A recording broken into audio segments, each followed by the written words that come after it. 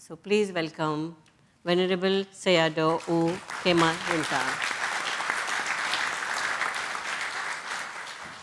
Thank you. Greetings to all the panelists, Venerable Sirs. And of course, greetings to our panel moderator, Dr. Rajani Patwani, and then distinguished and all brothers and sisters. I'm very happy and honored to be here to participate with this kind of talk, or maybe perhaps a discussion of this topic, because this is a way that we do need it to be more friendship, and of course, to be more harmonious, more friendly, understanding of the religion. And this is a way that we are going to be doing this one. And this is my very first time to be here. My name is like that. My actual name is U Khema Wuntha. And Sayadaw is something like designated. It's the same thing with the Venerable. So actual name is U Khema Wuntha. So now, today, topic we're going to discuss. Maybe perhaps I'll let you know about in our Buddhist form of what the love your neighbor, love thy neighbors means. Of course, it's very beautiful. This one is love. And of course, it's a very touching topic, meaningful, and with a good cause. And it's leading to harmony and peaceful and happy life. It's a token of peace, of course. And that's what we do need it in this kind of era, in this kind of world, of course. Huh? So I think it's been practicing with this love for a long, long time to be peaceful, living together harmoniously in this world. Of course, whenever the new neighbors comes in, they bring the cake and then introduce, and something like acceptance as a neighbor, of course. They bring some food and introduce and all. In Buddhism also, we do have that kind of thing. We make something like a ceremony. When the new household comes in to the neighbors, they invite the Buddhist monks. And of course, and then they do the monks are going to do the chant and praying of the Metta Sutra, love and kindness chanting. That's the main one. We chant it up in order to let everybody knows that this kind of household is coming as a love and kindness and affectionate and wants to be lived peacefully and harmonious in this surrounding, of course. So we do have that kind of thing in our Buddhists, of course. So, but we do need to understand the word love. There's a physical love and material love. Of course, these things needed in their own way, in their own time. But the main one is not that material love and physical love, of course. It has got to be more than that. In the dictionary, it says, a profoundly tender, passionate affection for another person. That's what we do need it in this time, in this world, in this situation, of course. We do need that kind of love, of course. No? And in religious, spiritual meaning is going to be unconditional love, universal love. Love from the heart, it has got to be more than love from the mind, of course. No? The mind can love with the material things,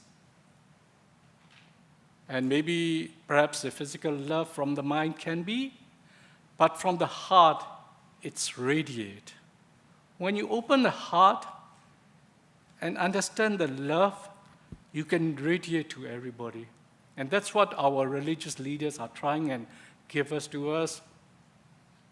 Buddha, Jesus, and all, they try and give us, trying and show us this universal love, not the very limited, narrow-minded love, of course. No? So we're going to deal with this, the unconditional love. And in Buddhism, we call it the metta. We're going to come together with other three ingredients in this kind of love. It's called metta, karuna, mudita, upekkha. Maybe all of you heard about it. It's called the boundless states. And it means that love is going to be, metta is love and kindness, and karuna is compassionate, mudita is sympathetic joy, and upekha is equanimity. With this one, if we stay and radiate it from the heart, then it's going to be all peaceful and harmony in this world, of course. That's what we do need it. Of course, we do have that love and kindness meditation, of course. So the thing is going to be the main one. I think I'm going to point it out in this discussion. The main one, what we do need to know in the final rounds, of course, is the basic fundamental requirements to connect to the higher source is love. That's for sure. I think everybody will agree with it. Basic fundamental requirement to connect to the higher source is love. Unconditional love, of course. In Buddhism, the highest source is going to be nibbana, the liberation state. And that higher source can be reached with love only. So this is the one we've got to keep it in mind so that we can love thy neighbors, of course. Started from there, and then we can start to the later one, which is going to be the highest form of love we can develop ourselves. That's what in Buddhism is teaching, of course. Huh? And we got some kind of course, you know about, we got the main three branch, of course, we can say it, no? Theravada Buddhism, which I'm the Theravada Buddhist from the southern part of Asia, and then northern part is China and all, and then the Tibetan Vajrayana, of course. There's a three sectarian, which is a main branch of Buddhism. And if you carefully look at it, all of it, the main fundamental one is going to be love, of course. We Theravada started with the wisdom way. We clean the mind, we purify the mind, and understand the wisdom, understand the nature of the human beings, nature of the world, and nature of body and mind. When you can understand those things, we just release it up, unbind this all clinging attachment to it. And when those clinging attachment is released, then the heart open. It's come into love and compassionate, of course. And the other sectarian, they started from the compassionate way.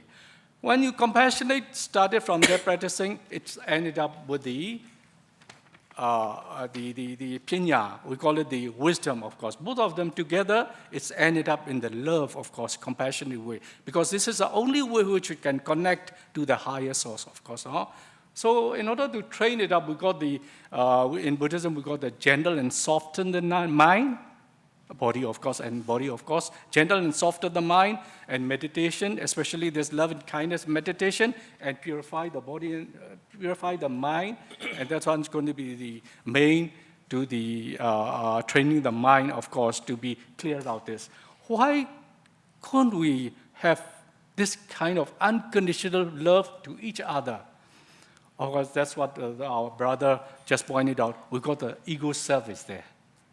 When and where does this ego self is inside our body is very interesting, of course. Maybe if I have a chance, I can talk on that line.